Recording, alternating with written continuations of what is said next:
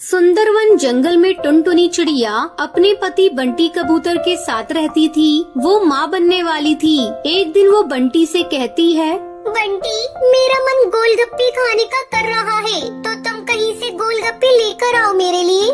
तुम भी ना, इस हालात में तुमको गोलगप्पे खाना है? अरे खाना ही है तो कुछ अच्छी चीजें खाओ ना। ये बाहर की चीजें खाने से क्या होता है? देखो, मैं जानती हूँ तुम बाहर की जंक फूड के खिलाफ हो। मैं तो चटोरी हूँ ना, और मुझे गोलगप्पे बहुत पसंद है। तुम प्लीज मेरे लिए गोलगप्पे ले आओ ना। नहीं, तुम गोलगप्पे नहीं खाओगी। अगर तुम्हें खाना ही है तो तुम फल खा लो, कुछ खट्टा मीठा खा लो। ये सब कौन खाता है? ठीक है, मतलब मैं खाना नहीं खाऊंगी।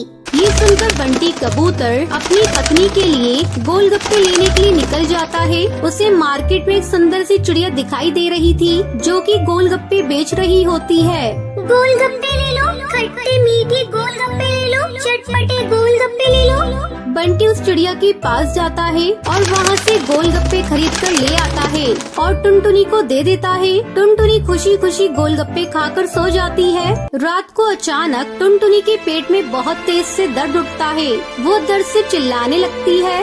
बंटी उसे हॉस्पिटल लेकर जाता है। आई एम रियली सॉरी, हम आपके बच्चे को नहीं बचा पाए। ये खबर सुनकर मानो बंटी और टुनटुनी के ऊपर दुखों का पहाड़ टूट पड़ता है। ऐसे ही कुछ दिन बीत जाते हैं। टुनटुनी और बंटी की लाइफ फिर से नॉर्मल हो जाती है। दोनों हंसी खुशी अपना जीवन जी रहे होते हैं। ऐसे ही एक रात दोनों पति पत्नी आराम से सो रहे थे। तभी टुनटुनी के पास एक भूतिया चिड़िया की आत्मा आती है, जिसे देखकर टुनटुनी बहुत डर जाती है। बता, कब छोड़ेगी तू मेरे प्यार को, मेरे बंटी को? अभी तो तेरा सिर्फ बच्चा ही मारा है मैंने। अगर तूने मेरे बंटी को नहीं छोड़ा तो मैं तुझे भी जान से मार दूंगी। कौन हो तुम? और ये मेरे पति हैं। मैं इन्हें कभी नहीं छोड़ूंगी। अग्नि के साथ फेरे लेकर हम दोनों ने शादी की है। तेरा पति होने से पहले ये मेरा प्यार हुआ करता था, और मैं अपने प्यार को इस जंग में तो हासिल करके ही रहूंगी। तुझे जो करना है तो कर ले, मैं नहीं डरती किसी से। भूतिया टूनी चिड़िया की आत्मा टुनटुनी का गला दबाने लगती है। तभी टुनटुनी की आँख खुल जाती है। वो डर से चिल्लाने लगती है। क्या हुआ? तुम ठीक तो हो ना? आपको मेरी कसम, आप सच सच बताओ कि आपकी जिंदगी में पहले कोई चिड़िया थी? हाँ टुनटुनी, मेरी लाइफ में पहले एक चिड़िया थी। हम दोनों एक दूसरे से बहुत ज्यादा प्यार करते थे, लेकिन हमारी शादी के लिए हमारे पेरेंट्स नहीं माने, क्योंकि वो बहुत गरीब थी। मैं अपनी फैमिली के अगेंस्ट नहीं जा सकता था, और वह चिड़िया मेरे लिए अपने घर को छोड़कर आई थी, लेकिन अपने परिवार को छोड़कर उसके पास नहीं जा पाया। और ये सदमा टूनी चिड़िया बर्दाश्त नहीं कर पाई और उसने सुसाइड कर लिया। आपको पता है ये सब मैं क्यों पूछ रही हूँ? क्योंकि वो भूतिया टोनी चिड़िया की आत्मा आज भी आपसे प्यार करती है, और वो मुझसे सपने में आकर अपनी आप बीती बता रही थी, और वो मुझसे ये कह रही थी कि अभी तो उसने सिर्फ मेरा बच्चा मारा है। अगर मैंने आपको नहीं छोड़ा तो वो मुझे भी मार देगी। दोनों पति पत्नी आपस में बातें कर रहे होते हैं कि तभी वो भूतिया टूनी चिड़िया की आत्मा सामने आती है। तभी बंटी उससे कहता है, देखो, मैं जानता हूँ कि तुम्हारे साथ जो हुआ वह बहुत बुरा हुआ, लेकिन तुम मुझे बस एक ही सवाल का जवाब देना कि तुमने मेरे और टुनटुनी के बच्चे को मारकर मुझसे क्या हासिल कर लिया? क्या तुम टुनटुनी को जान से मारकर मुझे हासिल कर लोगी?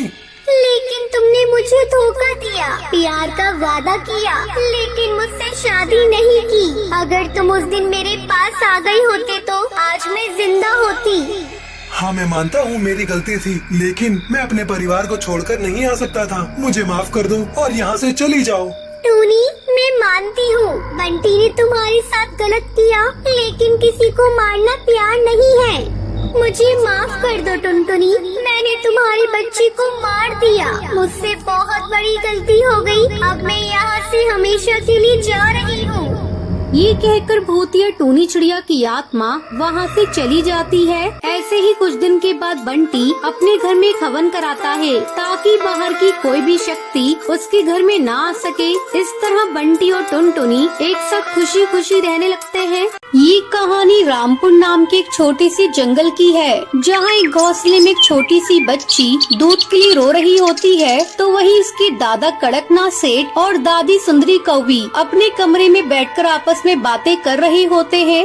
एक मुसीबत से छुटकारा मिला नहीं कि दूसरी मुसीबत हमारी गले पड़ गई। अब तुम ही बताओ इस बच्ची का क्या करें?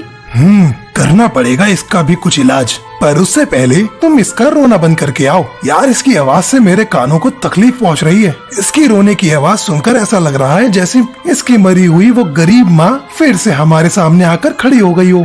कड़कनाथ और सुंदरी किसी काम से बाहर चले जाते हैं। छोटी सी बच्ची टुनटुनी भूख के मारे अपने बिस्तर पे पड़ी रो रही होती है। तभी जोर से हवा चलती है और टुनटुनी का रोना बंद हो जाता है। बच्ची किसी भूतिया चिड़िया की आत्मा के साए को देखकर खिलखिला उठती है। अब कुछ देर बाद टुनटुनी हवा में उड़ने लगती है और सो जाती है। कड़कनाथ जब घर आता है तो वो देखता है कि बच्ची सो चुकी है। अभी तो ये गला फाड़ फाड़ कर रो रही थी, अब अचानक से ये शांत कैसे हो गई? इतना बोलकर कड़कनाथ अपनी बीवी को आवाज लगाता है। सुंदरी जल्दी से वहाँ आती है। कहीं मर तो नहीं गई? अरे देखो सुंदरी, ये अभी कितना गला फाड़ फाड़ कर रो रही थी और अब अचानक से चुप हो गई। कहीं ऐसा तो नहीं कि ये भूख से मर गई हो? अरे मर जाएगी तो हमारे लिए ही अच्छा होगा ना। हम आराम से अपने बेटे की दूसरी शादी करवा पाएंगे और वो भी किसी अमीर घर में। तभी एक बार फिर से बच्ची रोने लगती है। फिर से इसका ड्रामा शुरू हो गया। आज तो मैं इसका किस्सा ही खत्म कर देता हूँ, इसे इसकी माँ के पास पहुँचाकर।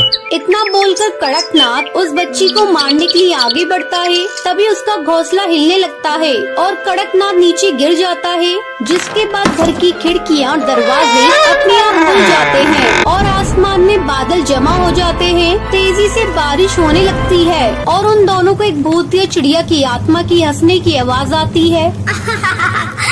भूतिया टूही चिड़िया की आत्मा उस बच्ची को अपनी गोद में ले लेती है। बच्चे को हवा में उड़ता देख दोनों पति पत्नी घबरा जाते हैं।